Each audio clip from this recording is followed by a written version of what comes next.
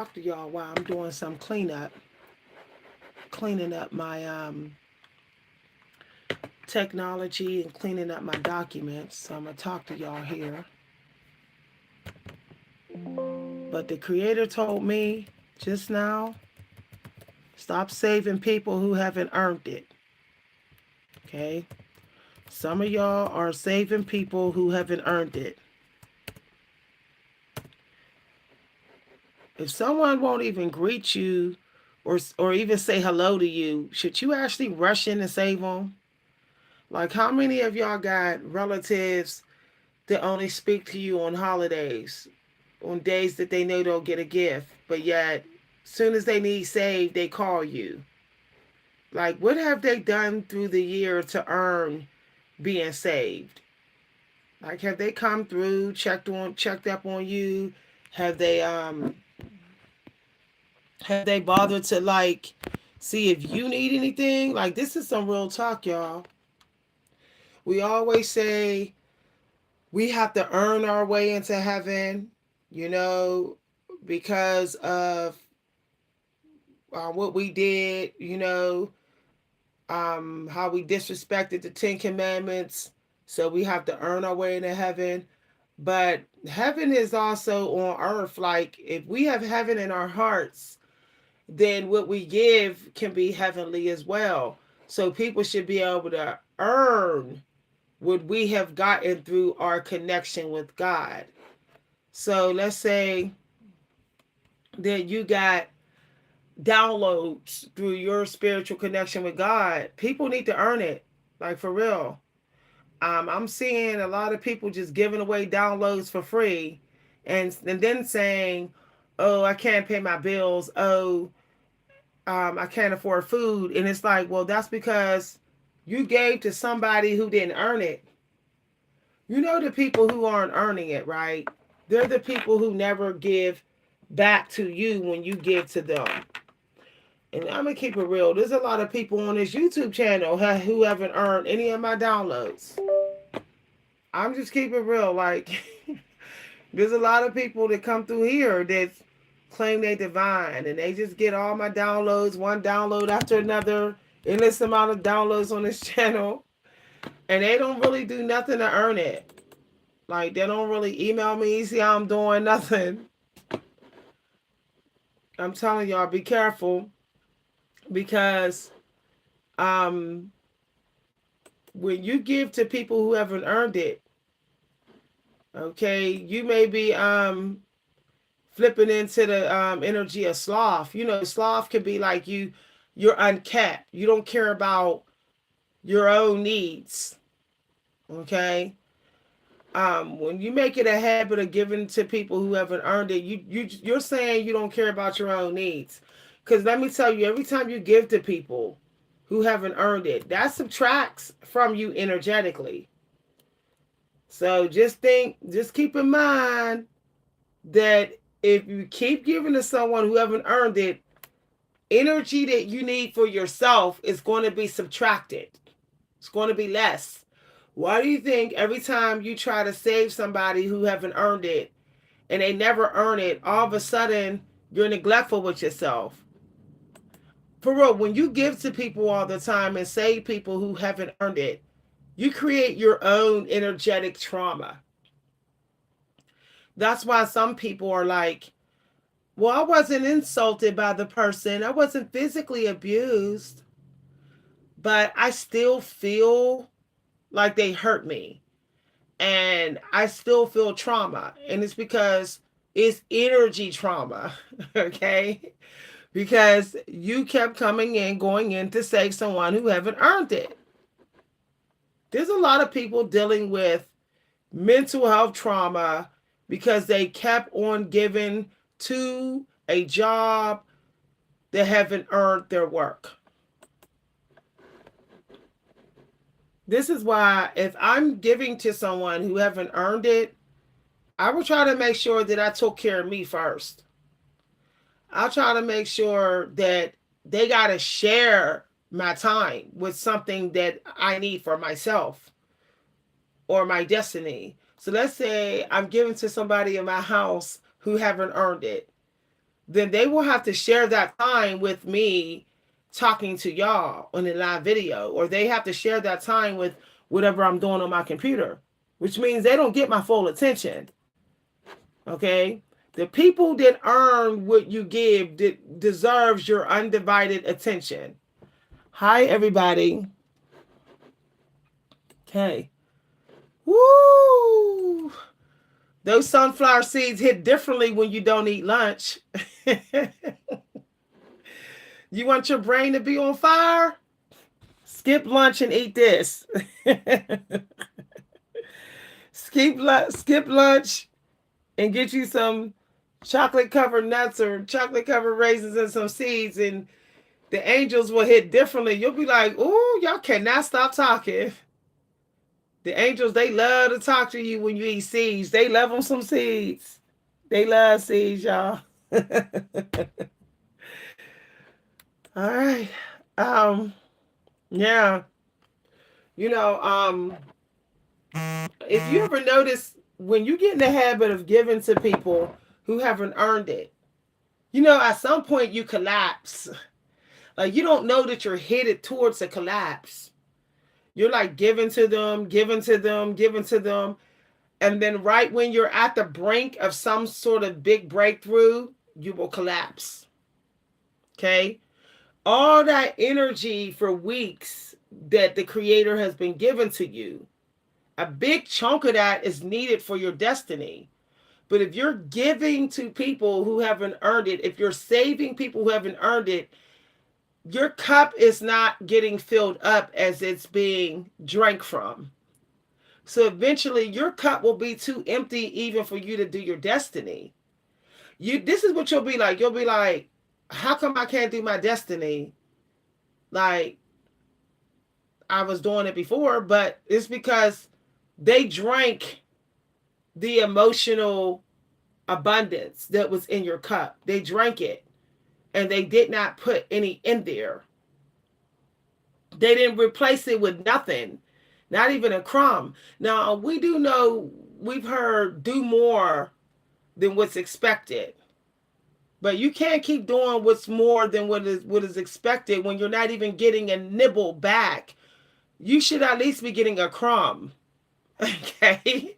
If you're not even getting a crumb and you're like, this person's throwing me one crumb every 2 weeks. No, your cup is going to be almost 90%, like at 80% empty while their cup is overflowing. Because you're probably not the only one that they're being saved by, and while not giving anything back.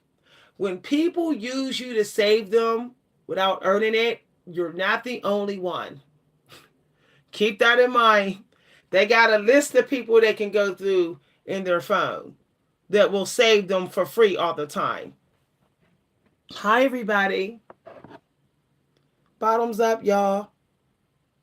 Bottoms up.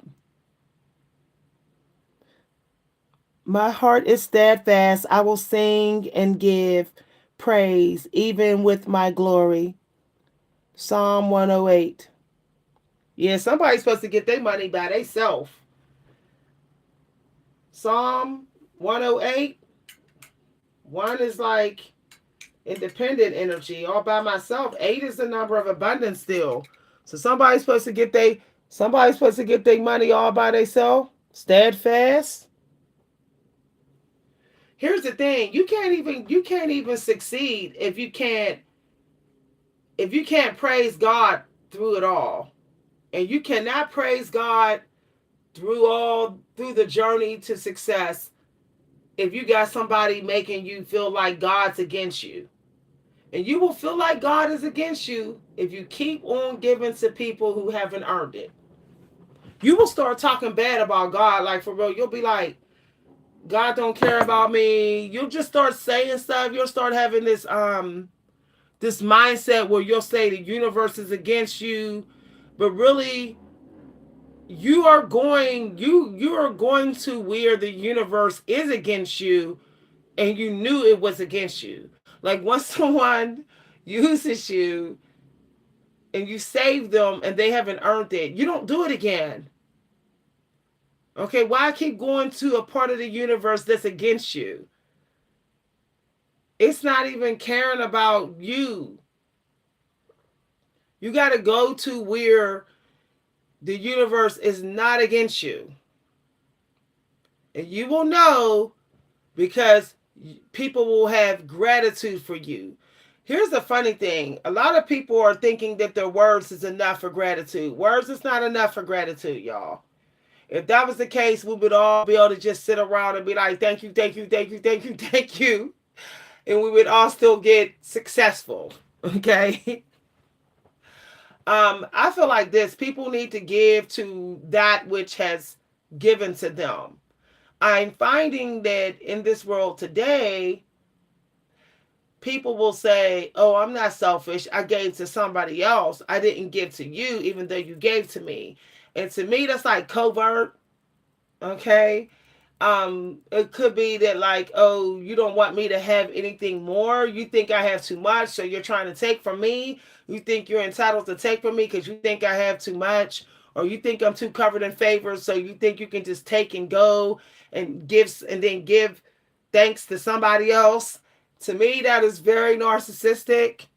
And this is the problem in today's world where people are able to watch other people's growth. When people can watch your growth, they think they can decide what type of gratitude they should give to you. The gratitude that you give to people is based upon what they're doing, the energy connected to what they're doing. Now, I can do a whole course on that. But as I said, I have to let some things be for y'all to discover on your own. I can't get you full off one lesson. Otherwise, I would be giving too much in this video and I haven't gotten my gratitude yet for the appetizers. You deserve gratitude for your appetizers. Okay? When you give appetizers, if people can't show gratitude for that, then they don't even deserve the main course. This is the realest talk, y'all. They don't deserve the main course. Some of y'all giving the main course to people who can't even show appreciation for appetizers. You know? There's people that will watch 1,000 short videos on the channel before they will donate because they want the amount of short videos to equal up to a main course before they will even donate. Y'all, my videos is crazy. I be saying stuff to trigger people. I am a truth angel. I am the angel. I am an empress of truth. Some people will want to watch 1,000 of your videos before they will even give you $5 because they don't know that they're dealing with the greed of consumption. Okay. And I personally feel that even if you be like, oh, I sent you $5 after I watched 1,000 of your videos, to me, you still haven't earned it because you're dealing with the greed of consumption. Hi, everybody. Y'all, I'll be calling it what it is. Hi, who's that? Who's in the house? Danny? Hi, Danny. Hi, Danny. Sorry about that, y'all. I gotta get my stand from downstairs so I can be able to see y'all comments. It's hard for me to see with it like this. Let's zoom in on here. Dreams don't work unless you do. Get it done, y'all. Close something out today. Find something to close out. Toxic relationship, close it out. A project, close it out.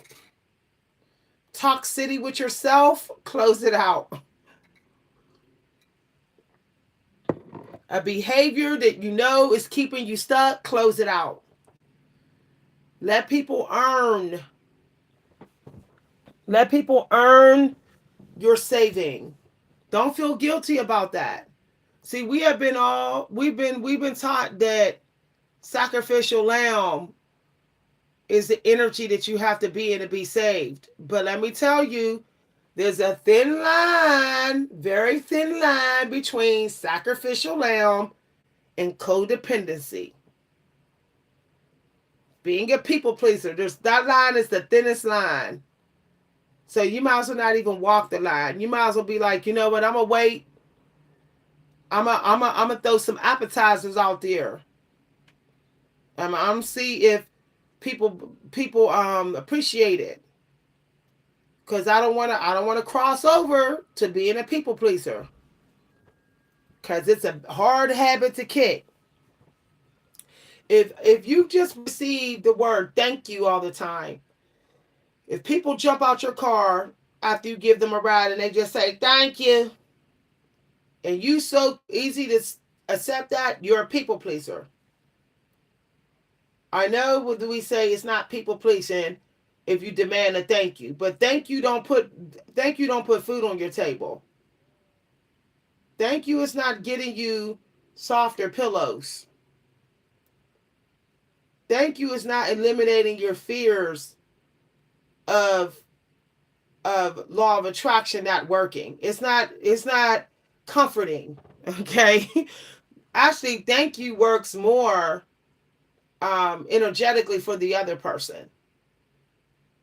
It makes them feel like they're in gratitude, even though they may be able to give more. And it can actually be a form of manipulating you to be under their control. Narcissists love to say thank you, thank you, thank you, thank you. And they will thank you out until they drain you out before they will throw you a crumb. So be careful of the whole thank you gratitude thing. You deserve to have physical proof of appreciation. Okay? I know some people on here in the live videos, they were talking to me for like the last 7 months, showing up in video after video, who knows how many videos, and they recently just sent me some money in my donation. Am I coming towards them to be their friend? No, I'm not. No, I'm not. The reason why we can't be friends is that they took a little too long to show physical gratitude. Okay? I sense narcissism in ways on their part that maybe they are acting entitled to my service.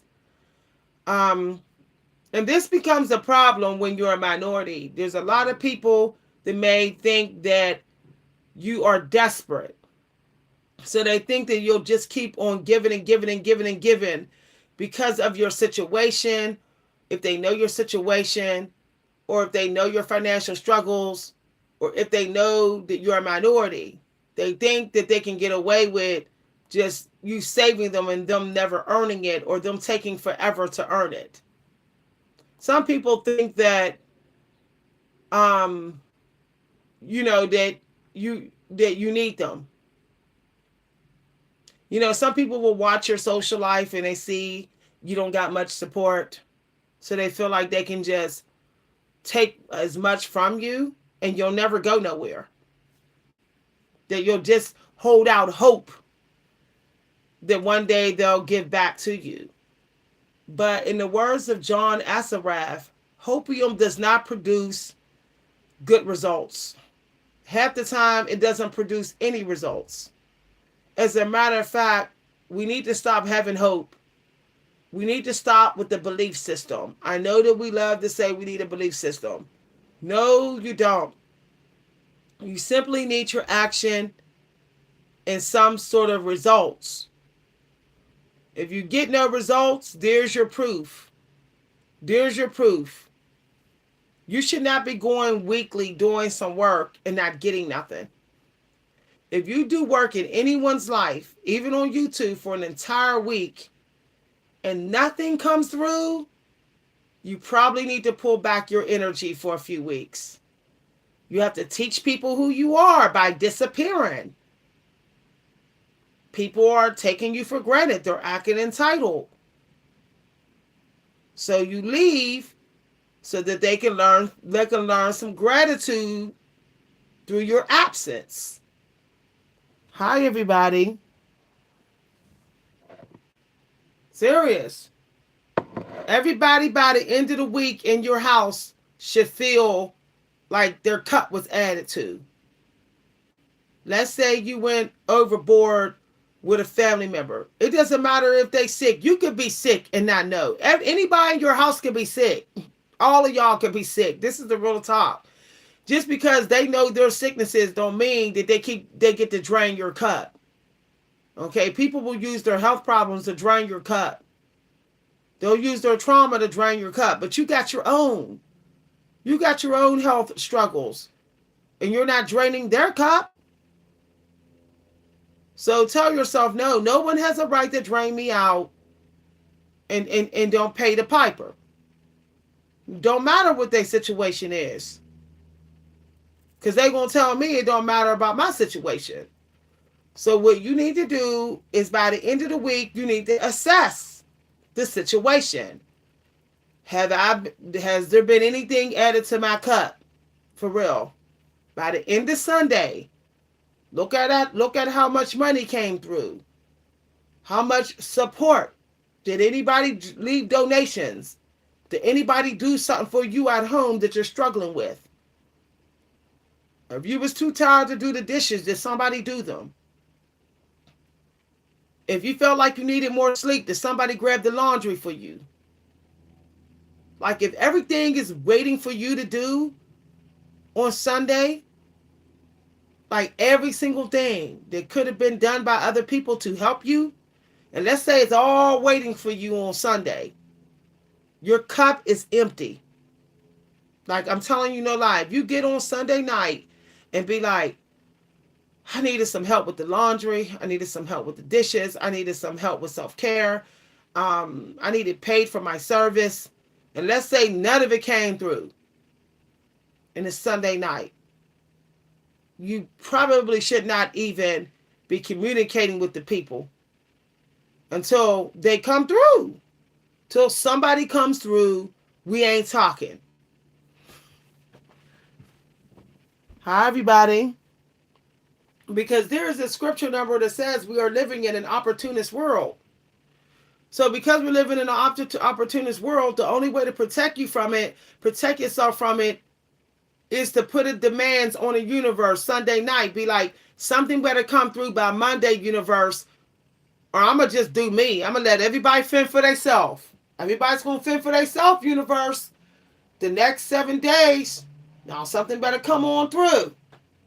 You know, that's how you got to talk. Now, God, you got to bring something through. Somebody's disobeying your orders. Somebody's not listening to you to bless me.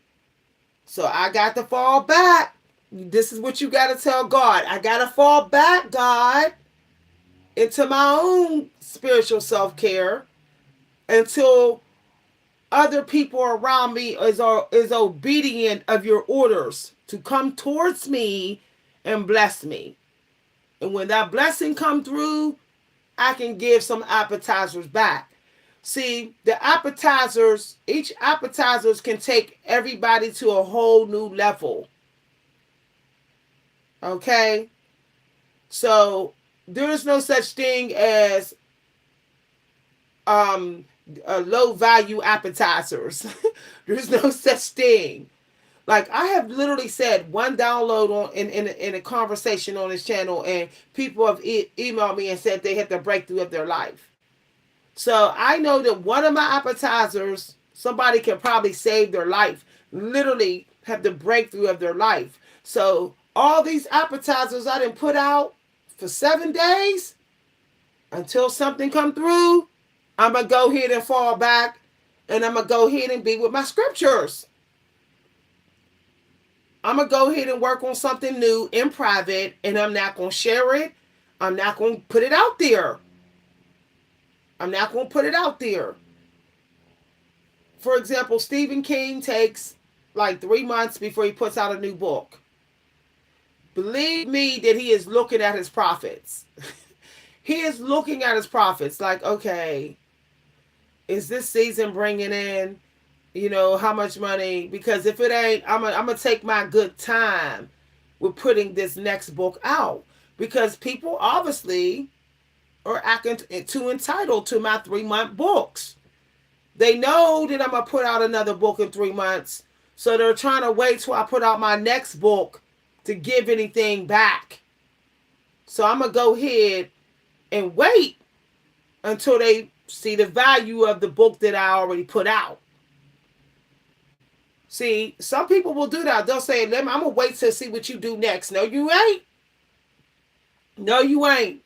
You're going to go to my archive and you're going to go to the video I just put out and you're going to see something about those videos to show gratitude for. There's something in there. And in 7 days, you should be triggered. You should be triggered to show me gratitude, direct gratitude. I'm not talking about just gratitude and prayer. Like, I'm going to pray and give thanks to Miss V in my house. That's not enough. Prayer requires 3 stages, okay? Going to the person and saying, I'm praying for you. Praying in secret and helping. Let me help you to get the strength of this prayer. Let me help this prayer get movement. So I need to call, and you need to call and be like, how can I help you? I didn't pray for you. Now I'm going to help. And now I'm also going to pray to you right on this phone call. But a lot of people are skipping over the 3 stages. They skip over the help and they skip over the praying to the person. They will pray for somebody in secret. Now, if the person said, I don't want to be prayed for over the phone, then fine. But you tried. Okay? You tried. 3 times is a charm. If you put out 3 appetizers, you deserve to be paid. Okay? If you publish 3 chapbooks, you deserve to be paid. If you publish 3 videos in 1 week, you deserve to be paid. This is the realest talk, y'all. If you did 3 things around the house that week, you deserve gratitude. If you did 3 things for yourself that week, you deserve a compliment from your spouse. You deserve attention from your spouse. If you have done 3 things for the needy and the weak, the mentally disturbed or the disabled, you deserve attention for it. You deserve people to say, oh, you're a good person. Oh, let me bless you. You deserve it. Okay? You went beyond 1. It's easy to do 1. But you didn't went to 3. You didn't went to 3. Okay? Now you're tapping into the 3 angels that are around you. Because there's always 3 angels around you. Okay? Always keep that in mind. There's always 3 angels. Okay, it's like they're a pyramid around you, like the pyramid in Egypt. It's always 3 angels. Okay, with a guardian. There's one in front of you. There's one on the left. There's one on the right, and there's one that's a guardian energy that likes to remain unknown to everybody, but only known to you. So you didn't win 3. You didn't win 3. You didn't did 3 things. You didn't give 3 appetizers. Your guardian is going to step up and put demands on the energy to bless you, to protect your energy at that point, because 3 is a lot to be given. Okay? So your guardian is going to be like, well, I'm putting boundaries around you now until somebody give. You're not going to be allowed to give anymore. If you bust through to give anymore, then you're going to suffer the consequences. When you bust through to give more than 3 in 1 week and you do not see results, you will pay for it karmically. Okay? That means you didn't give the devil permission to cross the boundaries of you and your guardian. So either health-wise or some way you're going to pay for it. You pay for being a people pleaser. And you pay through suffering, sometimes by yourself, with no help. Until you release the people-pleasing ways, you will not get out of your private suffering. Hi, everybody. 10:10 on the clock. Confirmation. Be done with it. Done. I'm done. I'm cutting off the dead end. I know the dead end because it's not giving nothing. It's sucking up the water and not blessing me. It's not giving no fruit. 1010 could be that you got to cut something off that does not give you any fruit. And it could be a partner. It could be somebody who you love, or somebody that keeps calling you, or somebody you keep seeing. It could even be something you're doing with your technology. You need to be done with it. Hi, everybody. 3:04 on the clock. Y'all. Now, there's a lot of people that say, can't have no sugar, or you can't hear God. I want to talk about that. I've been doing a little experiment with myself and allowing myself to have like 20 grams of sugar per time a day, at least 20 grams. And I'm finding I can still hear God. So what I think was happening, y'all, mentally is we're consuming too much sugar at certain times of day, and we're not blessing society. Like, sugar has to be used, okay? Sweetness must be returned. Sugar must be returned. You get sweet, you be sweet. You get sweet, you bless somebody. Once you do that, then you do that, and then the next time of day, you're allowed to have some more sugar. I think what's happening is people are becoming sugar hogs. And in every sense of the word. In every sense of the word. Me, me, me, me, me, me, me, me, me.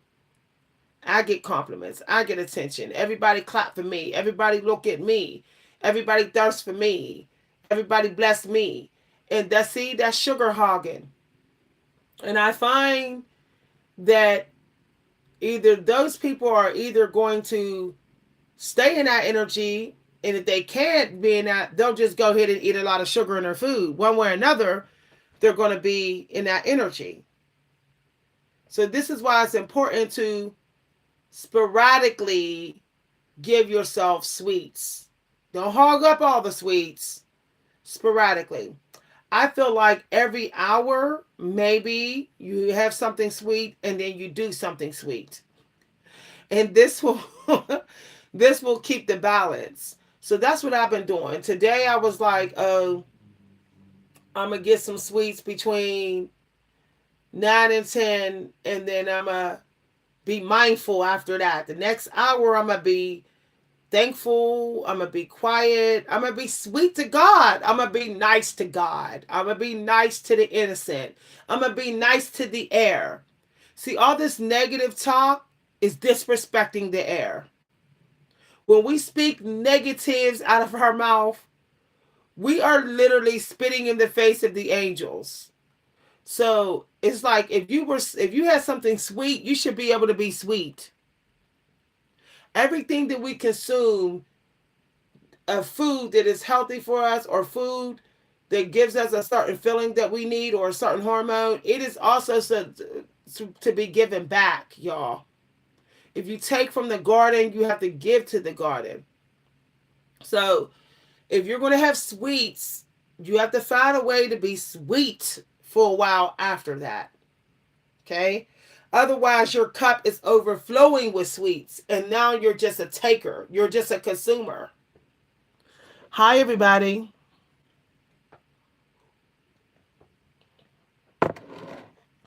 I started doing my videos like this off screen, and I will be doing them like this for good. And I will explain why. I don't want to depend on views to get money. I know we like, oh, but the views. Y'all, you cannot control the views. You can't even control why people are clicking on your video. Okay? You could still look good, and it could be something about you that somebody hates. When you are seen but not seen, when you are heard but not seen, it sets up boundaries, okay? It also protects people from hacking you while you're talking to God. This is why there's some mentors on YouTube, they only do faceless videos. They do not want people channeling their energy while they're teaching. Some of y'all need to get used to being in the world but not of it, so that you can get the job done outside and inside of you. You can get the job done in peace, y'all. You know, some people will pay attention to your flow state and naturally just jump in to disrespect you. People are jealous of people who are getting powerful downloads. How many times have y'all been in the throw of giving a powerful download and somebody will just take over the subject or reroute the subject or butt in? That's download jealousy. There's a new type of jealousy, connection with God jealousy, y'all. I never thought that would be a problem in society. Okay, the envious of your frequency envy.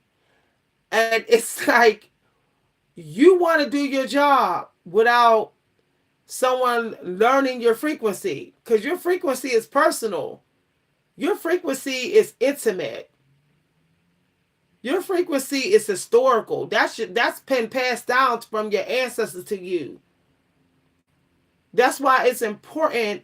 If you can't cloak yourself like I'm doing right now, you need to find another way to cloak yourself if you're doing this type of work. Okay? But now people are learning people's frequencies to take their creative energy too, because we have a worldwide creative energy block. So now people are jealous of other people's creative frequency. So now it's not just spiritual. There's two types of jealousy. The secret, and it is the spiritual power jealousy and the creative energy jealousy. And if you are doing any of that in society, you need to be cloaked.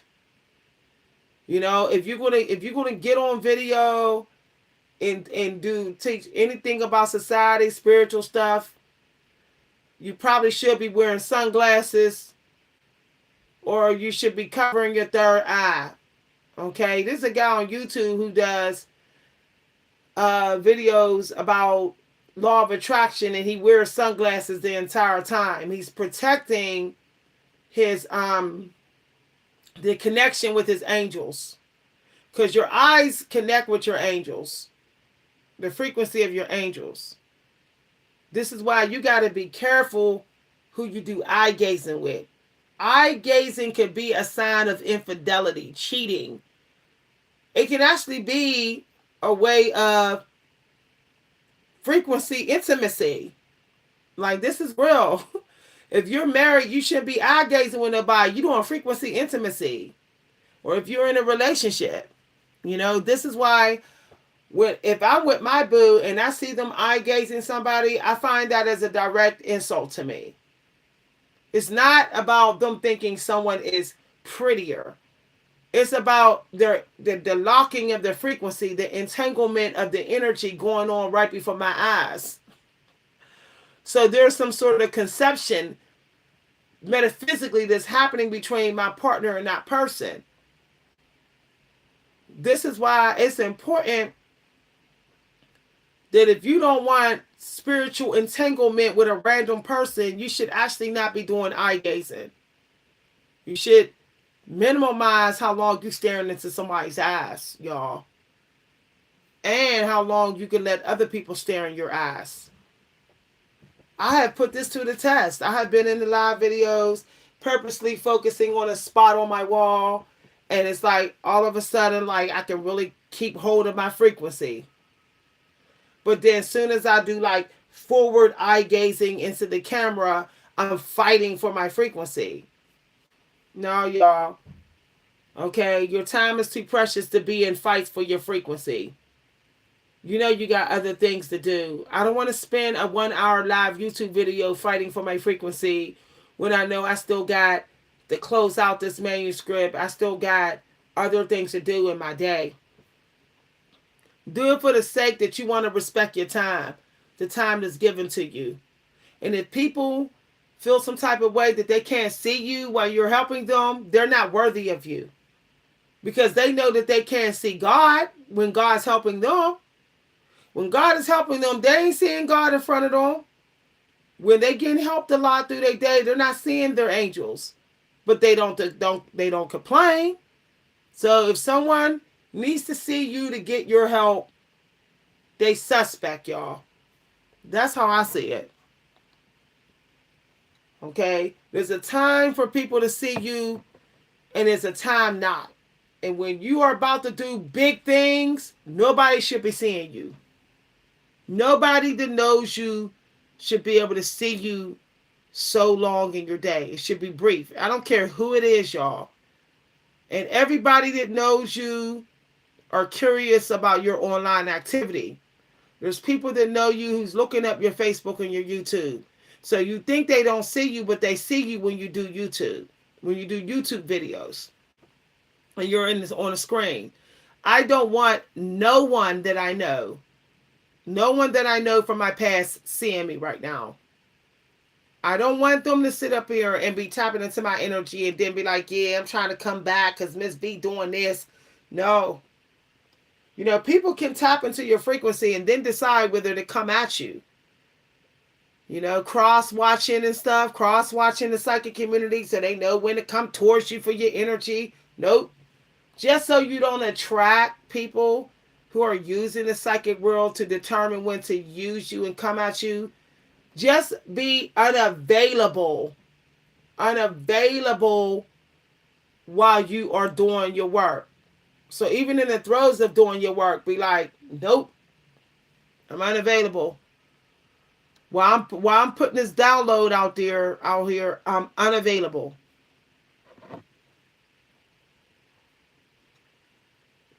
Hi, everybody. I was eating grapes, y'all. Grapes is so powerful. Woo! I think grapes is the Empress energy. I got grapes here, y'all. Grapes.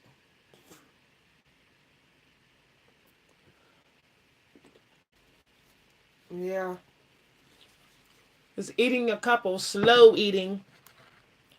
Slow eating is so powerful.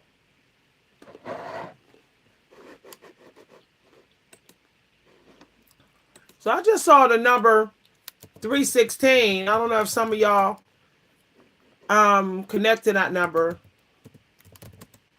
I was in a class today that was for love letters to your vision. That's what it was called. And what was interesting about the class that is the lady was saying about what you're leaving behind. So I think that's a good little journal prompt for today. What are you leaving behind so that you can do your destiny? Hey. You know what? What I'm leaving behind? Having to eat meals. You know, I'm doing the snack adapted diet during the day. I find that going to the kitchen to cook food when you're in flow state, it interrupts flow state. It's a different type of cooking. Now I know why writers don't get up when they're in flow state and they don't get up and cook a meal. They just kind of just like eat whatever's already prepared. So I really want to scrap eat, you know, like eat scraps all the way up till dinner. You know, cheese, a little bit of lunch meat, just like scrappings and stuff, you know, like the servants would do. That way I can just focus on my work. I'm not spreading my energy too thin. You know, we think that we're not spreading our energy thin, but work is work. Okay. And cooking food is still work. So if you're like, oh, I'm going to go cook and I'm going to go do laundry, I'm not good. As soon as you go to sit back down and do your destiny energy, you're like, I feel like I already did it. I feel like I already did it. So what I decided to do is I'm going to make me a scrap basket. I'm going to get me a Tupperware and it's going to be different scraps and stuff in there. And I'll just take it up to my creative room. It's going to be like cheese in there, fruit, seeds, chocolate raisins, walnuts, I'm even going to have a little ice box in here with a scrap of meat, some scraps of meat. You can eat some certain meat you can eat cold. And just be nibbling on some meat, nibbling on some stuff so that I can put most of my energy into what I'm doing. You know, you know how we talk about belief. If you believe that you need belief, then you're going to be codependent on building belief. And what this means is you'll never start your work until you believe. Belief is not needed. Belief is not needed to sit down and do your work. You just have to do something. When you sit down and do a little bit of nothing on in your work, that doesn't require belief. I don't need belief to write one line on the page. I don't need belief to put one stroke on the page. So my thing is, just say, I don't need belief. I just need one stroke on the page. I need one line. Okay, that's it. I need fun. I need to find a way to make this fun. If I make it fun, then I will never need belief. I will never need belief. I don't want to depend on belief anymore.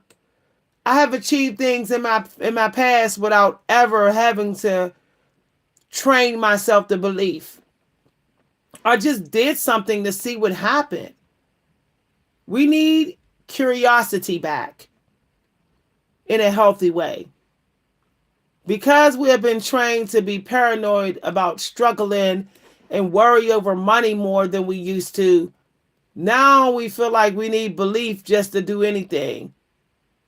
But a lot of things that you do and you get really good at doing, it happens because you are amazed by it. You want to learn something. Like, as a matter of fact, don't make it a belief. Do it because you want to learn it. I'm curious to see if I can do this. I want to learn this. Like in the movie Range Runner, you're here to train. You don't need belief. You're just here to train. You're not here to win. You're not here to prove that you're powerful. You're not here to prove that you can do it. You're here to do it to train. You're here to train so that you can train as a spirit someday. So you can train your grandkids or your nieces and nephews. When you are dead, you will be training them. Okay, you will be a spirit training them. You need to put back into the Akashic record room. You owe the Akashic record room. It gave to you, so you must train so you can put something back in it. Okay? And this is like the realest talk, y'all. For example, now here's another thing. There is no such thing as creation without ears. Like, people would see ears. So, and that's not your problem. It's not your job to be perfect. That's not required. Success does not require perfection. Okay? You see what it did to Michael Jackson? It destroyed his body. Michael Jackson would not been in that bed hurting and all crippled up and tormented by full body pain if he wasn't a perfectionist. He did not deserve being drugged up like that. Drug overdose. That doctor should rot in hell for that. Period. But he wouldn't even been in that situation if he wouldn't have been a perfectionist. Period. You pay more when you're a perfectionist. There's people whose destinies is still on their laptops and they're dead in the ground because they were a perfectionist. For example, I'm gonna use what's his name? He's a famous writer. He got famous after he died. His name is William. Forget his name, y'all. He's a prime example. There was a famous writer, and he was a perfectionist with this one story. Okay. And he unalived himself. And people are saying that he unalived himself because he couldn't finish his story. He had put that in his letter or something like that. But that's because his perfectionism won, y'all. Meanwhile, back at the ranch, when his work was submitted, the story was submitted for I think the Pulitzer Prize, it placed as a finalist, even though it wasn't done. That just goes to show that something will never be done. But if you're a perfectionist, you will think that there's a finish line. There is no finish line. Okay? Every single creation has infinite transformations. At some point, you just got to accept the current transformation that is in. If you are an artist and saying, I'm waiting for this to be done, I'm going to keep on working on this till it be done, you'll never stop working on it. Hi, everybody. Okay. So, yeah. You have to, today is a day where you're learning what it means to close things out. To be like, I did my best, I'm done. I did my best. There's a couple of grammar mistakes. Oh well, I'm done. I'm done with the first draft. That's it. I got a beginning, a middle, and an end. I am done. I am done. I'll go back to it next week and see if I want to add to it or delete, but I'm done. I'm done with the whole chapter. You know, when you create things, it doesn't matter what it is. You have to break it down in chapters. And even if it's a poem, okay? I know some of y'all are like, how do I break a poem down in chapters? Okay. I'm going to explain to y'all how you break a poem down in chapters. You break a poem down in chapters according to the terms in the poem. So we know poems are written that you start a poem by picking up a conversation and at the end resolve. But at some point, there's going to be a turn in that poem because poems leap. So when you turn in that poem, that's another chapter. Okay? So that's how you got to see it. It's no different than if you're doing a 20-page book, right? And let's say you're just, you're writing one subject, but you got little subtopics under that subject. The subtopics would be the chapters. So if you're writing a short story, you have to look at it like the beginning is a chapter, the middle is a chapter, the end is a chapter. Once you get each chapter, it doesn't matter if it sucks. You're done with the first draft, okay? Your only concern on whether it sucks is when you come back to it to transform it into its best version of its current process, state of being. So really, with any creation, you need to be like, I got the beginning and the end, the beginning, middle, and end done. I'm going to let it rest, and then I'm going to come back to it maybe one more week. As a matter of fact, I need to be done with this entirely by the next new moon. I shouldn't still have this on my desk. I should not still be working on this. Now, of course, if it's like the Sistine Chapel, then you would have to break it down like, something that big, you would break it down with chapters per season. So if you were Michelangelo doing the Sistine Chapter, you would say, well, this part of the ceiling is for these 3 months, and the next part of the ceiling is these 3 months, and the next part of the ceiling would be the next 3 months, and then the last few months would be me tweaking it. So that's how you would do it if you were Michelangelo. during the Sistine Chapel. Hi, everybody. Oh, exactly. It's crazy how we think that we're going to have forward movement and we haven't even showed up for 5 minutes. Look, God don't even care how long you there. You just got to be there, y'all. This is the realest talk. Like, God does not care how long you sit at your desk. When I finally started to realize this, you know how many great pieces of work that only got 9 lines? I only wrote 9 lines. I wrote for 20 minutes, yet I wrote my best. Do your best in the littlest time as possible. Do not look at quantity. If you look at quantity, that is high pressure, y'all. That is high pressure. You're going to run from your desk. You're going to be like, no, I'm not showing up. I can't take it no more. The best advice I can give to new writers is to get rid of your word count. It's toxic. I don't care what nobody say. Word count is toxic, passive aggressive, and toxic. It's just a crash and burn situation. Word count is for people that have no other life.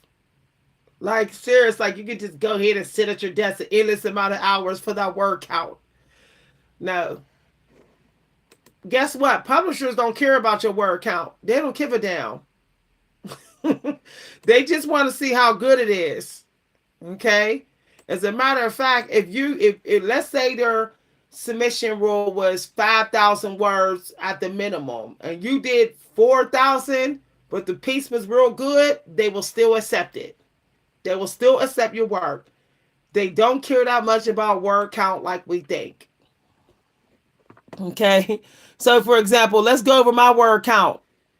And let's talk about how long I've been at my desk. Y'all, I can't. I be cracking myself up sometimes. Let's see. Let's see. Subtracting the 40 minutes I've been, the 2 hour talking on YouTube. Let's see how much I did on this one document. Okay. Trying to check the word count. Okay, we're going to take this here. What I'm doing, y'all, is I'm checking my word count. I didn't even have a word count, but we're going to find out how many words I did. Now, I know a lot of people think, oh, Miss V is an accomplished writer. She has a lot of publications. You know, she's been featured, placed in contests. She probably be able to have a ridiculous word count. I do not have a ridiculous word count daily. I actually have a much smaller word count than a lot of writers who are young masters, because I'm a young creative writing master. There's people doing a lot more words than me. But that's because I'm not greedy. I'm happy with whatever I could get. I'm not trying to drain the cup of my muse. When you write too long, okay, then you might drain the cup of your muse, and then you gotta sit a long periods of time after writing to fill that cup back up. So I don't want to have to meditate for hours after writing just to fill my cup back up. I want to still have something in my cup for tomorrow morning. So let's do word count. Let's see what my word count is. I normally never check my word count. I know that's crazy. People think that published writers that always submit for publication to get published, that we're all checking our word count. We're not. I despise checking word count. Okay, so my comfortable range. Now, there is a comfortable word count range that your muse likes. Okay? There's a sweet spot. And normally at the 500 word count, for some people, your muse wants a break. She wants to breathe. She wants you to take a break, and then you can jump back in and do another 500 words. She wants you to get out of her way. Okay? For most writers, your muse wants you to get out of their way every 500 words. That's why Hemingway I think he only did 500 words a day most days. He just wasn't trying to beat down the door of his muse. He said, never let your well go dry. So that's why he only did 500 words and then waited till the next day to do anything more. Okay. So, all right. So I'm just hurrying up and I'm just gonna clean up this part of my document since this is the new part I added here. So my word count is 1,169. 38 sentences, 12 paragraphs, 4-minute reading. So if some of y'all are wondering, you can go to grammarly.com /word counter. And it will tell you everything. It will tell you how many sentences you wrote, how many words, and how many minutes is the reading. You want to look at the reading time because people's attention span is not all that good anymore. So you need to be careful of like having the reading time per section too long. You know, you may need to break the chapters into other chapters since people, their attention span on one chapter is not all that good. Some people, they can only read about 30 minutes per chapter and then they're ready to quit. It used to be that people could sit there and read a chapter in your story, 2-hour reading time. But a lot of people now, nope. They can't get off the apps, y'all. After about 30-minute reading, they running right back to the apps. So this section, so this is probably my average, I would say per section. Let's see. I'm looking at how big this section is. I'm going to estimate the word count for this section. Okay, for the word count for this section, I would suspect it is, and I'm doing this so y'all can do it for yourself. Y'all can see how I'm doing it. Using Grammarly.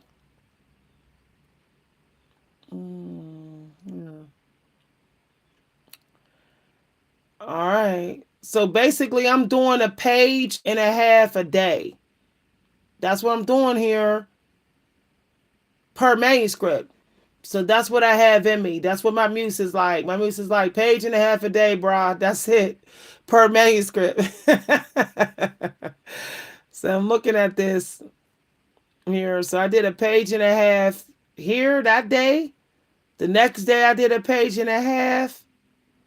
And then this day I did a page and a half. So my muse is like page and a half. She's like no more than 2 pages. Or it better be a copy paste situation or I'm done. She doesn't like, my muse is a female. And she doesn't like to work on a document more than 2 pages a day. Because I can feel the pressure. She's like, fill my cup up. Hi, everybody. Yeah, dreams don't work unless you do. If I sit at this desk and I don't see that sign, if I don't see that sign right there, I'll be like, I'll just go tomorrow. Nope. I think we need to start sleeping at our desk sometime. Maybe we'll show up more often.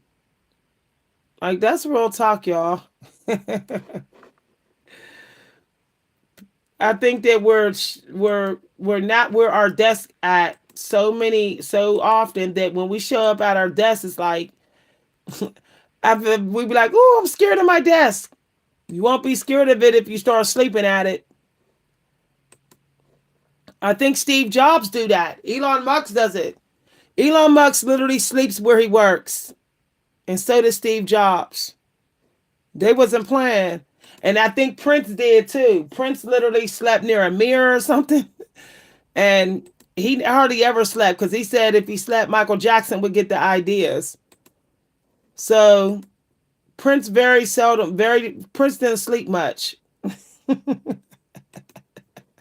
Y'all, I got that download like try sleeping at your desk. I heard an angel say try sleeping at your desk. I swear I'm gonna throw a cot. I'm gonna move this chair and throw me a little cot right near my desk. Y'all, it's gonna get buck wild though. If you throw a cot near your desk, y'all gonna see so much activity. Y'all gonna go to sleep and y'all gonna be seeing angels and everything. You're gonna be seeing so many spirits. If y'all knew how many spirits be around your desk, it'd be a lot, y'all. A lot of spirits who are assigned to you from other, just dead people assigned to you. They're standing all around your desk. And if you go to sleep near your desk, you're gonna see them. If it's the astro travel time.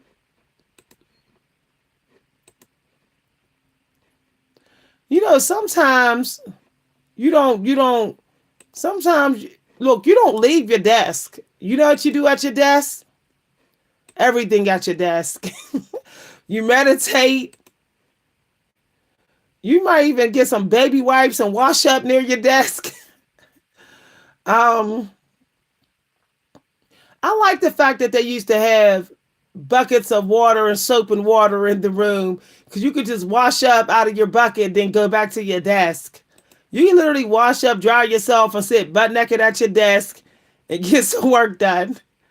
You could actually have some clothes that, sitting right near your desk and put the clothes on. Serious. I think everything need to be near your desk. Soap and water, ice box. This way, you hold yourself accountable. You ain't running from your desk. It's waking up and it's right there in your face. You ain't even got to deal with pressure. It's right there in your face.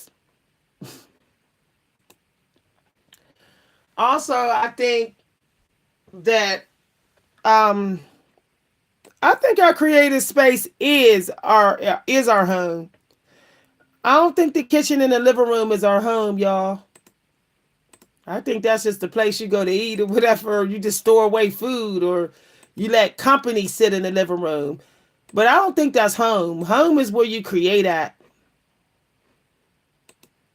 But they do say never conjure where you create.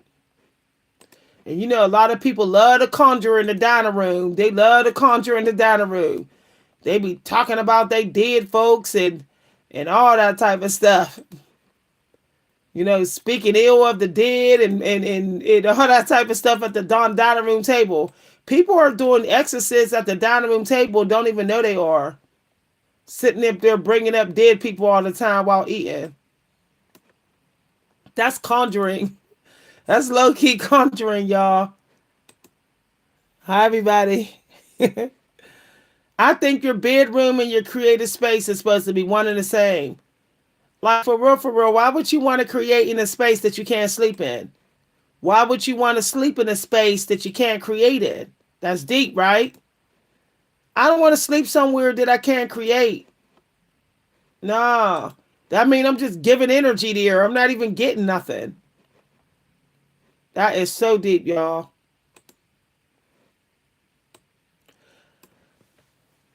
Look, you don't leave your desk all because you got some work done. The work ain't done. It's never done. You just jump to something else. Or you clean. When you can't write, edit. When you can't edit, read. Like, this is serious. You just jump to the next thing. I'm talking to y'all right now while I'm editing. Just listen, y'all. Listen. Y'all hear my mouse? I'm literally cleaning my work up on Grammarly. Look, some of y'all on the spectrum of ADHD and general anxiety. And that's why y'all can't get y'all work done. Some of y'all got to talk to people while y'all doing a certain part of the process. Or you need background talking. You need people talking in the background. I know I do. I create some of my best work when I can hear background noise. When I can hear traffic and kids and all of that, I start getting really good What I'm doing. Hi, everybody. Happy Valentine's Day. Y'all want me to sing y'all a song? My funny Valentine, my sweet karmic Valentine, you make me smile with my heart. Is your less than weak? Do you mumble when you speak? Are you shy? But don't shed a tear for me.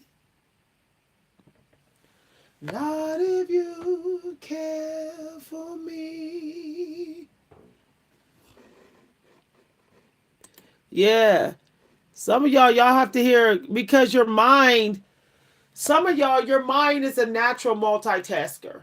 And if you try to just stop at one task, it don't feel like it did work. So it needs to be in more than one place at one time. Sometimes your mind is a traveler. You have a traveler's mind. So that's why you need sound. Like I could get a lot of work done talking to people, people talking to me while I'm working, the sounds, traffic, horns blowing, kids making noise. There's a famous writer who used to write right in the middle of the hallway. And he said he could hear the TV plus people in the kitchen at the same time. And I said, that's wow. But he was like, it taught him to not let his environment block him. He grew he grew to be able to create in any environment, he said. It didn't matter what was going on. He could still stay grounded and, get the work done. So, um, yeah. You know what else I realized about writing? It requires very little. It's amazing how little is needed to actually write good.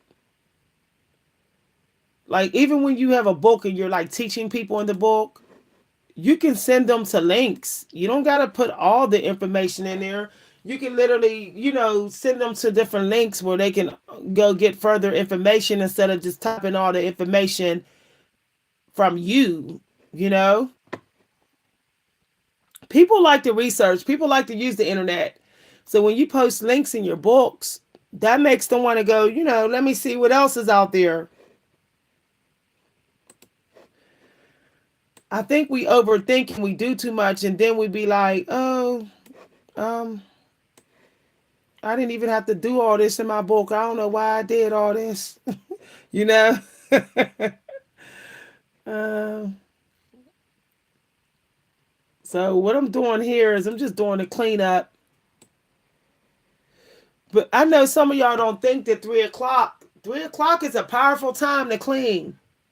I know some of y'all think like, oh, I'm charged up. You could use that charged up energy to clean. For real. That's what I'm doing. Use I like to create slow and I like to clean fast. Some people like to clean slow. I'm a fast cleaner. I don't like slow energy in cleaning. I like to, keep it moving.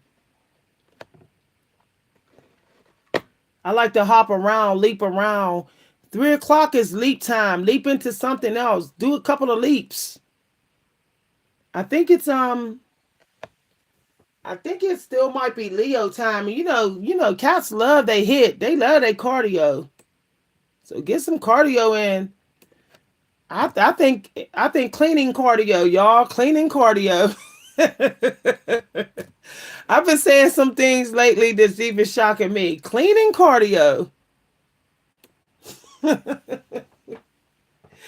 Whoa, child. Some people would be like, I ain't got it to do. You would. if you was creating slow, if you spent 4 hours writing 1,000 words, you could get some cleaning cardio in. Stop, stop trying to do 1,000 words in 1 hour, man. Take all day to do it for real. You can see those people at dinner time. You can see everybody at dinner time. Seriously, most people are home for dinner. All right, if they ain't home for dinner, then they home at night. Be like, I'll see you at night. I need 6 hours to do 1,000 words. Uh, so I can. Then I'm gonna do. Then I'm gonna do 30 minute. Then I'm gonna do 30-minute cleaning cardio, cleaning hit cardio. You know, cleaning hit cardio. Yeah. I'm gonna do slow stream of consciousness at 12 o'clock. It's gonna be so slow. I'm gonna be blindfolded too. I'm gonna do it in the dark. I'm gonna turn the lights off. I'm gonna make the screen go dark. I'm gonna make the font go dark so I can't see the font. And I'm gonna go so slow with the stream of consciousness. But at 3 o'clock, I'm gonna go hit cleaning.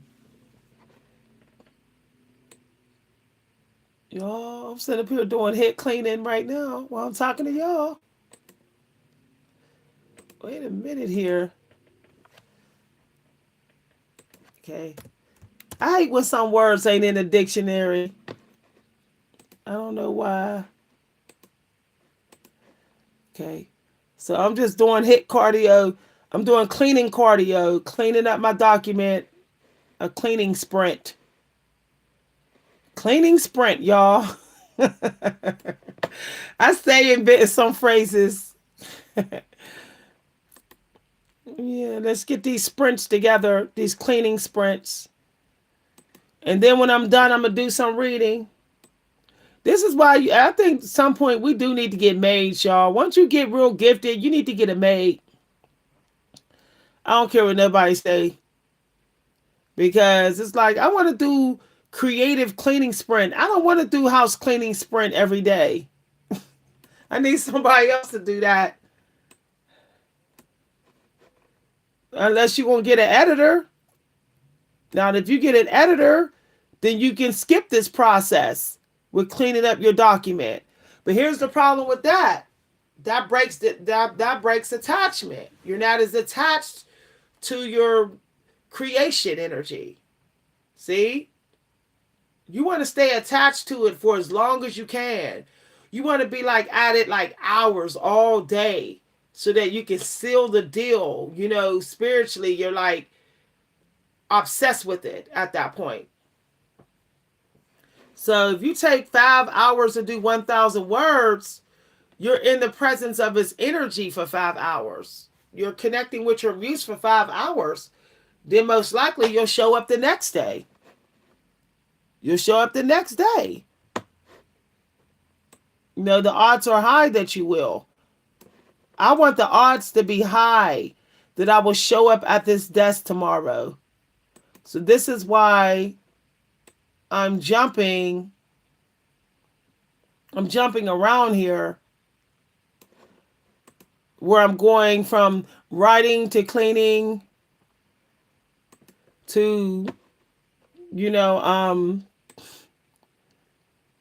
let's see, what the heck is that? Sorry, y'all. I hate when certain words don't show up in the dictionary. Yeah. So I'm just nitpicking at this.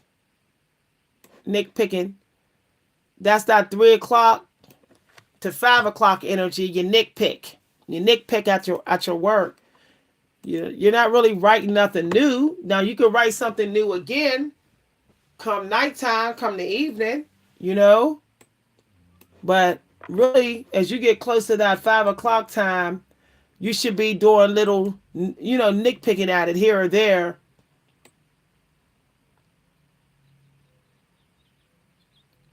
I don't know why it's not trying to make it seem like I spelled that wrong when I didn't.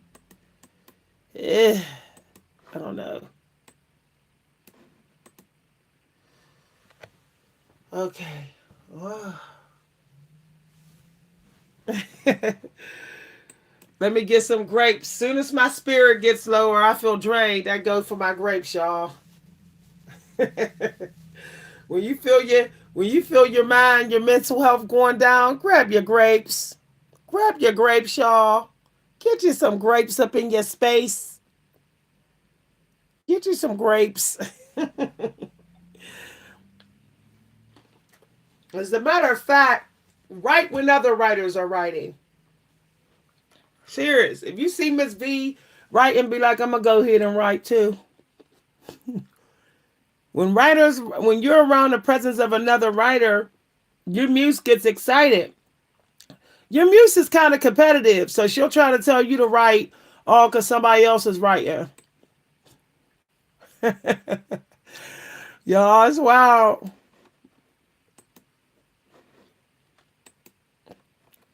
Yeah. Start finding out when other people are writing. Be like, Miss V, when you be writing? Serious. When you see people getting a lot of downloads and stuff, be like, I want to know when you be writing. Yeah. I always start by 11 a.m. I start by 11 a.m. because um, if I don't start by 11:30 a.m., I don't start, y'all.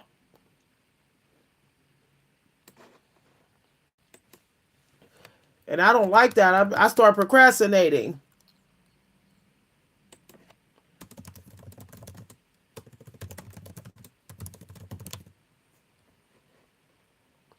So I'm just adding a little bit here or there. I'm in the Virgo energy now, 4 o'clock energy, and just adding, tweaking, little nitpicks. Ow! Y'all, I thought my candle was lit. I was about to say heck to the no. Like, no, no candle. Don't do it. Hold on, y'all.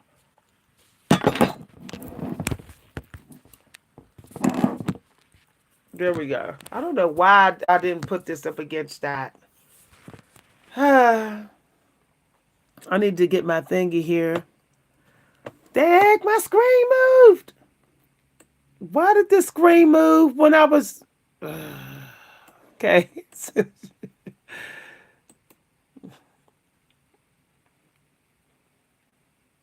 Okay, I'm just nitpicking at it. I ain't gonna nitpick too long because I'm not trying to be no perfectionist. Okay. All right, so I feel like I got one little part to add. I'm gonna pop in a couple links and I'm done. I am done. So I gotta add that. Okay. Woo wee. Woo wee. Let me zoom in. Y'all, I don't like uncomfortable reading.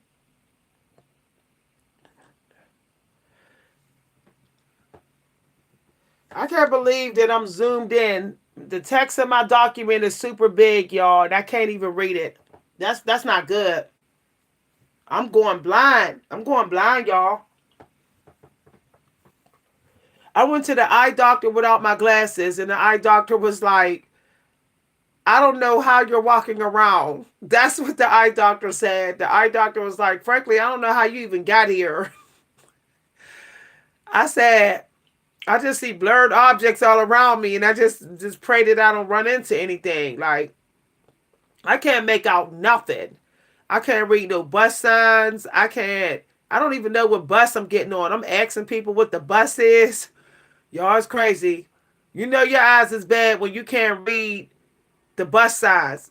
If I don't have my glasses, I'm like asking people for help. It's crazy, y'all. My face is all the way up on this laptop, even though the text is super big.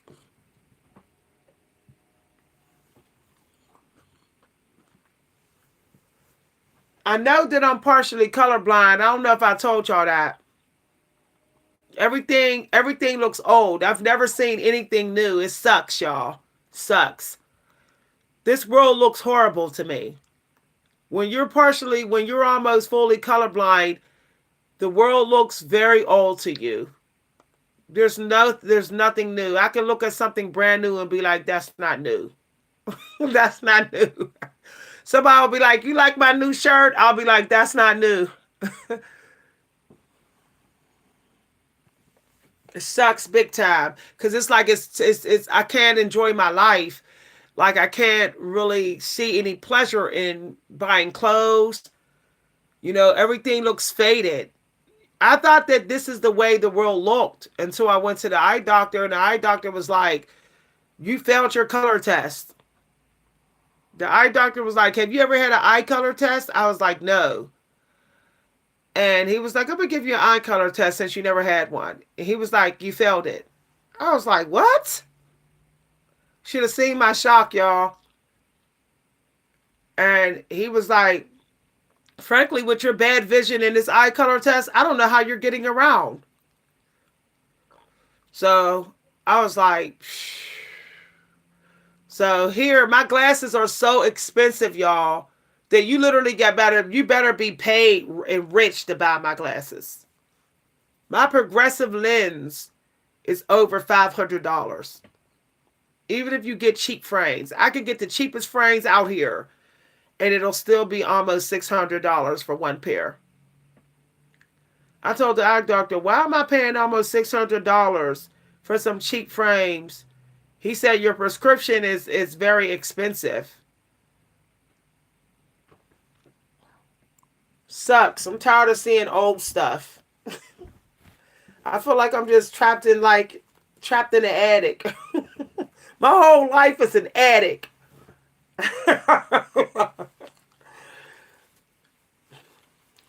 It's crazy.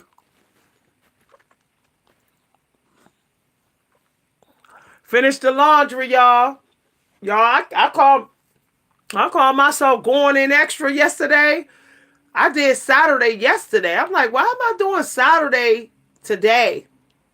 I didn't even notice I did Saturday yesterday. I was folding clothes and everything. That just goes to show. I got the download too early. I got today's download yesterday.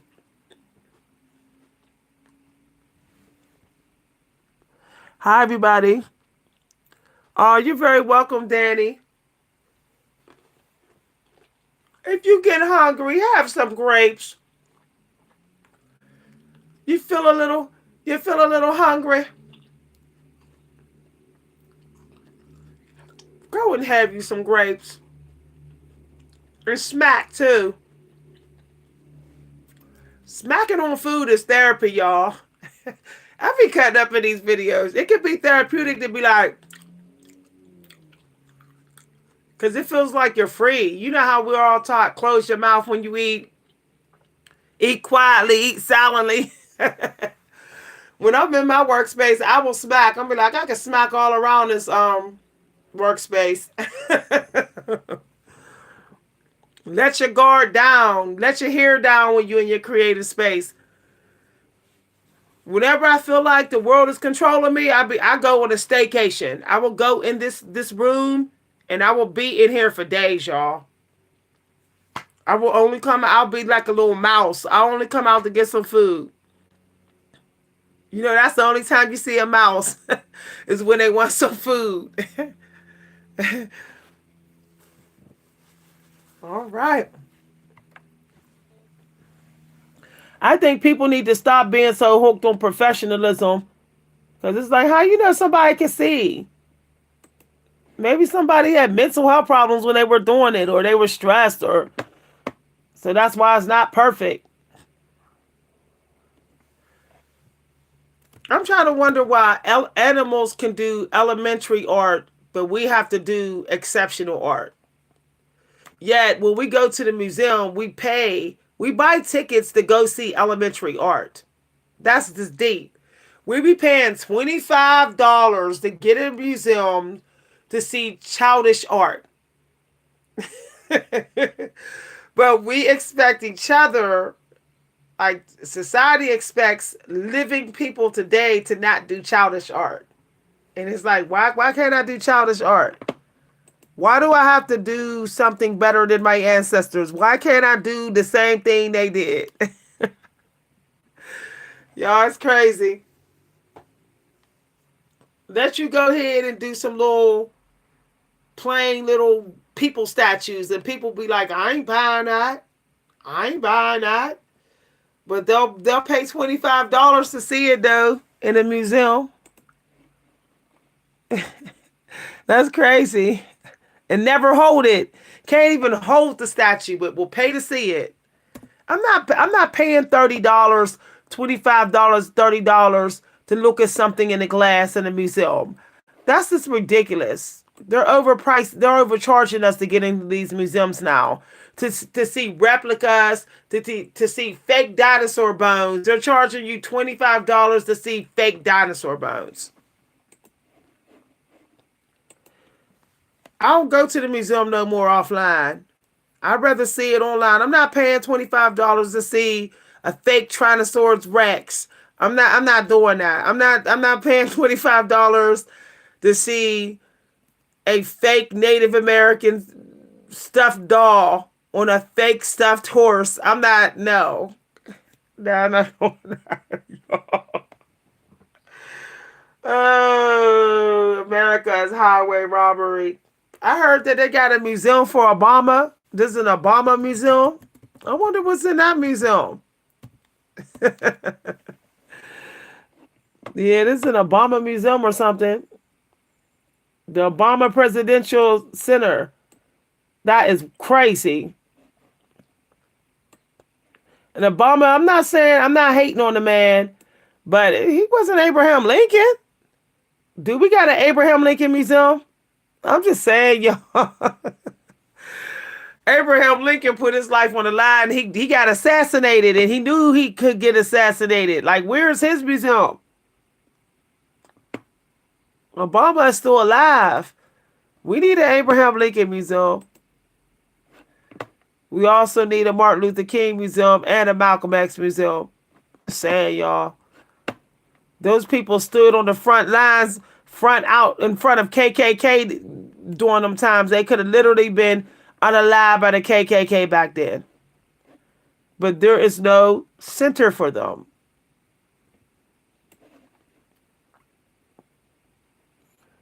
Oh, I wonder if there's a center. I don't see a center. I don't like the way the Obama Center look. The Obama Center, it looks like a Matrix prison. I'm just saying, y'all. It looks like something that would be on the movie Johnny Mnemonic or the movie The Matrix. The Obama Presidential Center looks like it should be in the movie The Matrix. Why did they have to design that like The Matrix, man? That wasn't even right. They disrespected Obama for that. If I was Obama, I would have been like, I ain't going in there. I ain't going in there. That look low vibrational. Like, I would be like, I ain't stepping one foot in that center. I'm going to let y'all see the center. Y'all going to be like, what? I'm going to put y'all on the screen to see this center. Y'all going to be like, what the hell is that? Yeah. Look at that. That don't look like a prison. That looks like a prison. Like, why is they saying that's Obama? Why is that the Obama Center though, y'all? What? That looks like something from Johnny Mnemonic. Y'all, I can't. Somebody said Mad Max. I can't. Who said Mad Max? Queen, you are hilarious. It do. It look like they got to cross the desert and fight a bunch of zombies and everything just to get to that place. Y'all, they straight disrespected Obama. What the heck? What's going? What? What? Nah, y'all. Even think the Africans approved of this? Nah, y'all. This is. What is this? What? What? Y'all, I can't stop saying it. What? My voice go real high when I look at this. Whoa, child. I see a Tom Hardy Mad Max sequel. You know, Tom Hardy was in Mad Max. Ooh, child. Somebody said that's a front for a prison. That's low key. Oh my god. What? What? Like, that's, I can't stop saying it, y'all. What is this? What is this? What? No. No. Let's pull it up some more. Okay, it's done, but it still look like some stuff from Mad Max. What's going on with this? Y'all, that gave me the creeps. Why does that look alien? Why they gonna do some alien stuff, y'all? That gave me the creeps. This is the Obama Center, y'all. Ew. Ew. All them spaces between the words. Ooh, child. What? We can't read or something? They trying to remind us that we reading? What did Obama do? He taught us all how to read or whatever? Is that what they saying? Is they saying with this right here that he helped the black community to read or whatever? What, that looks creepy. From a distance, no, y'all. That's giving me anxiety. That straight looks like that looks y'all. That's Matrix. Somebody said, "Where's that at?" It's in Chicago, I think. Oh, they trying to remind us about our alphabet. They saying, "Say yeah, learn your ABCs." They saying that Obama told us to remember our ABCs. Woo, child. Why didn't they just do a bowl? Why didn't they just do a circle here? A circle here with the words. Why they have to do that? Like, this is like a part of the building that is like alien or something here. Y'all, y'all, nah. I wonder if this is still standing. They say in Chicago. Let's see here. The U.S. District Court Judge Robert Blakely ruled in favor of the city Chicago Park District Tuesday about the President Library campus. That's a library? I'm not going in here. This seems like they got Matrix stuff in here. I'm not going in here. Alien stuff. Woo.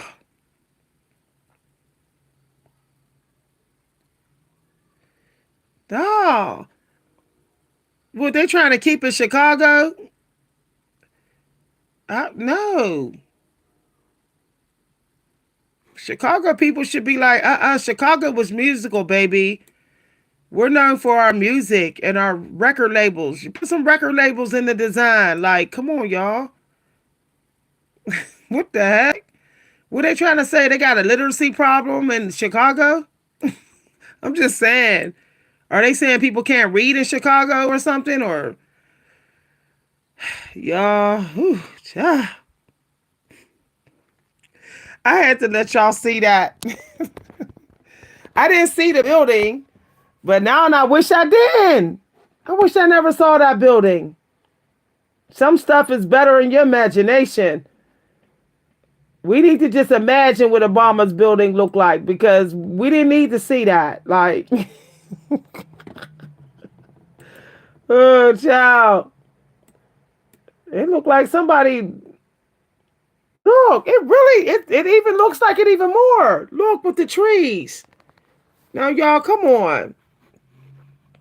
Even with the trees, y'all, come on.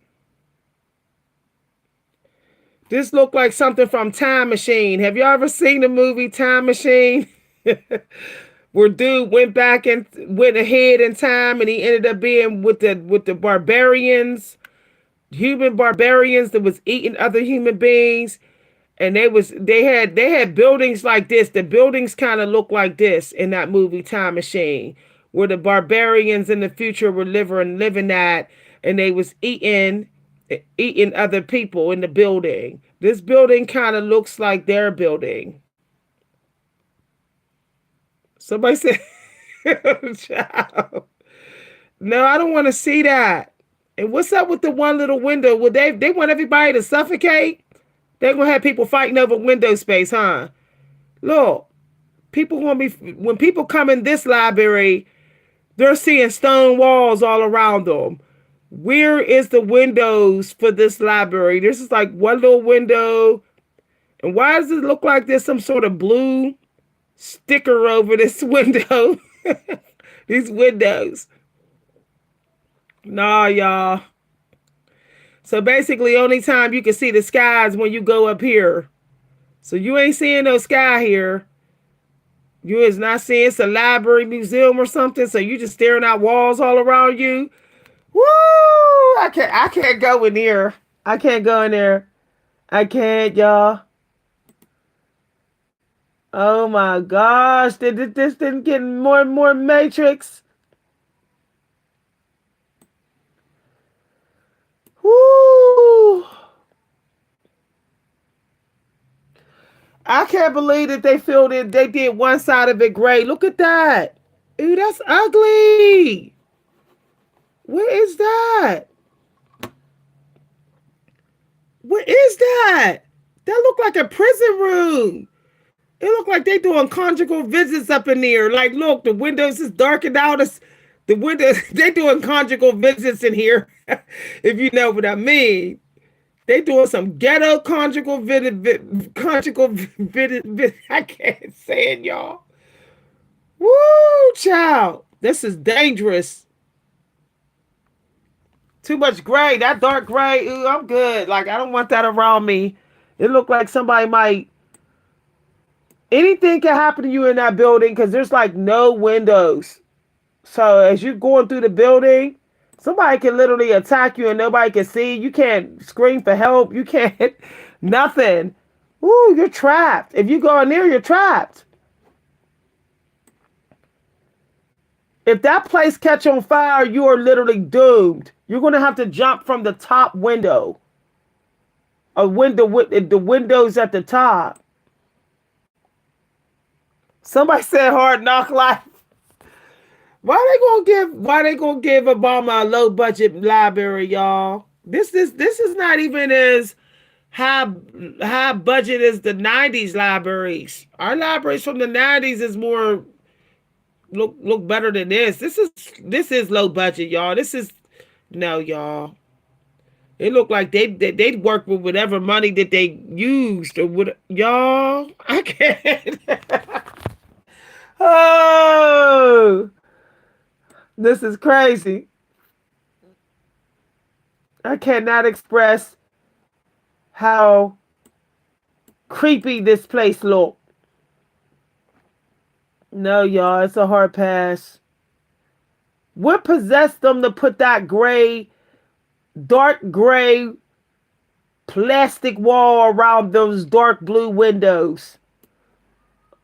So they finally got done with it. Look, y'all, they got done with it, and look at that.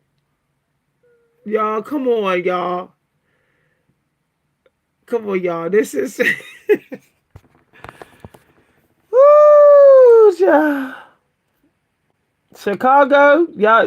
If you live in Chicago, why y'all let the America disrespect y'all like that? Y'all should have protested that building and say, take that Matrix building down. We don't want to go in there to read books. It's Matrix. Ooh, somebody said hard knocks life. All right, y'all, I'm going to head on out. I'm going to take a much needed break. Get some fresh air. Okay, go for me a little walk around the block. The 5 o'clock time, Some people get off of work at 5. It's nice to go for a walk between 5 and 6 o'clock.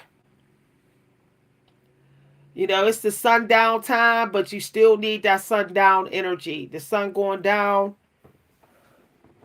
You know, you do your little meditation at 4 o'clock. Your little cleaning sprints. You do your cleaning sprints between 4 and 5. Then you go for a walk. Hi, everybody. I'll see y'all later. Thanks for watching, y'all. Bye.